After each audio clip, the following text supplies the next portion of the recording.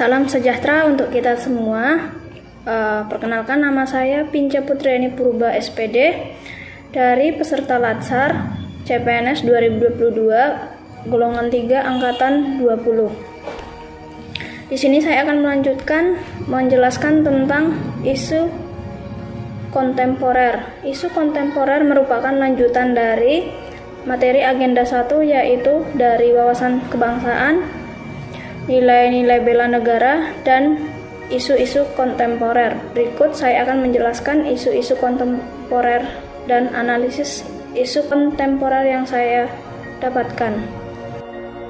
Definisi isu kontemporer. Isu adalah sebuah masalah yang belum terpecahkan dan siap diambil keputusannya. Sedangkan kontemporer adalah sesuatu hal yang modern dan eksis dan terjadi dan masih berlangsung sampai sekarang.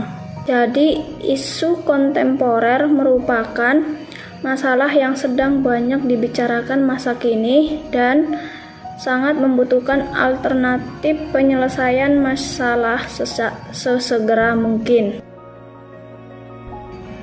Berdasarkan pengertian tersebut, saya mengidentifikasi isu yang terjadi di tempat kerja saya, yaitu di sekolah dasar. Saya menemukan 5 isu, yaitu yang pertama, kurangnya penerapan kegiatan perilaku hidup bersih dan sehat. Yang kedua, kurangnya kompetensi guru di bidang IT. 3, kurangnya sarana dan prasarana TIK di sekolah. Keempat, kurangnya minat dan motivasi siswa dalam pembelajaran, dan kurangnya sikap sopan santun siswa di sekolah. Berdasarkan isu yang saya temukan di tempat kerja saya melakukan analisis dengan menapis isu dengan menggunakan teknik APKL dan teknik USG. Teknik APKL itu sendiri yaitu aktual, berarti benar-benar terjadi dan sedang hangat dibicarakan dalam masyarakat. Problematika, memiliki dimensi masalah yang kompleks sehingga perlu dicarikan sesegera mungkin solusinya. Kehalayakan, isu yang menyangkut hajat hidup orang banyak dan kelayakan, isu yang masuk akal dan realistis serta relevan untuk dimunculkan inisiatif pemecahan masalahnya.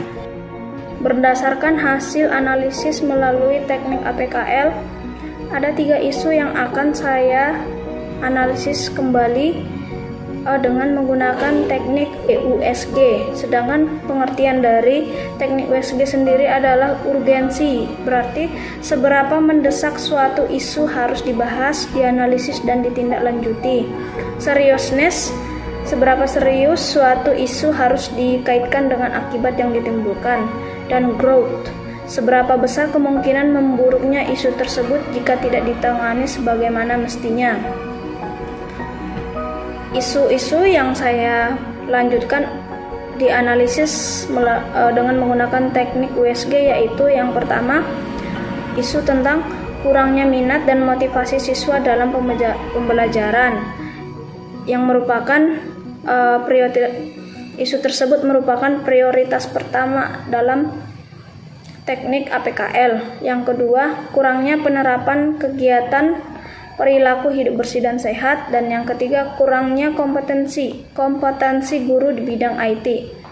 Melalui hasil analisis melalui teknik USG, saya menemukan bahwa masalah yang perlu diselesaikan yaitu kurangnya minat dan motivasi siswa dalam pembelajaran. Setelah itu, saya melakukan analisis masalah menggunakan diagram fishbone. Berdasarkan diagram fishbone, terdapat sebab akibat yang memunculkan adanya masalah tersebut. Apabila isu-isu yang sudah saya dapatkan tidak diselesaikan dengan secepatnya, maka akan berdampak pada terancamnya masa depan siswa, rendahnya hasil belajar siswa, dan kurangnya pengetahuan siswa mengenai materi pelajaran serta tidak tercapainya pembelajaran dan tujuan pendidikan nasional.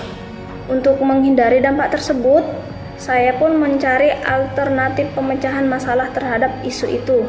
Yang pertama itu adalah membuat media pembelajaran melalui permainan tradisional.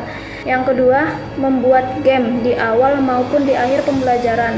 Yang ketiga, pembelajaran yang menggunakan metode role play. Dan yang keempat, pembelajaran di luar kelas. Yang kelima, pembuatan video pembelajaran yang berhubungan dengan materi. Adapun tahapan setiap pemecahan isu, yaitu sebelum memulai pembelajaran, siswa saya ajak untuk bermain game agar siswa bersemangat mengikuti pembelajaran. Yang kedua, pada saat penyampaian materi, saya akan mengajak siswa untuk menonton video yang berhubungan dengan materi. Setelah menonton video, saya mengajak siswa untuk mengikuti metode role play. Siswa-siswa saya ajak untuk bermain peran dengan tujuan supaya siswa tersebut berperan aktif dalam pembelajaran itu. Selanjutnya, setiap metode yang digunakan harus disesuaikan dengan mata pelajaran pada saat itu dipelajari. Selanjutnya, siswa diajak bereksplorasi di luar kelas, dan setelah mengakhiri pembelajaran, siswa diajak kembali untuk bermain game yang berhubungan dengan materi yang telah dipelajari. Berdasarkan tahapan tersebut, hasil yang diharapkan, siswa termotivasi untuk mengikuti setiap pembelajaran.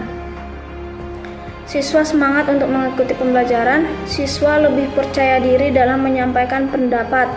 Siswa lebih semangat untuk masuk sekolah, siswa bersemangat untuk mengulang materi yang dipelajari hari ini di sekolah, mengulang kembali di rumah.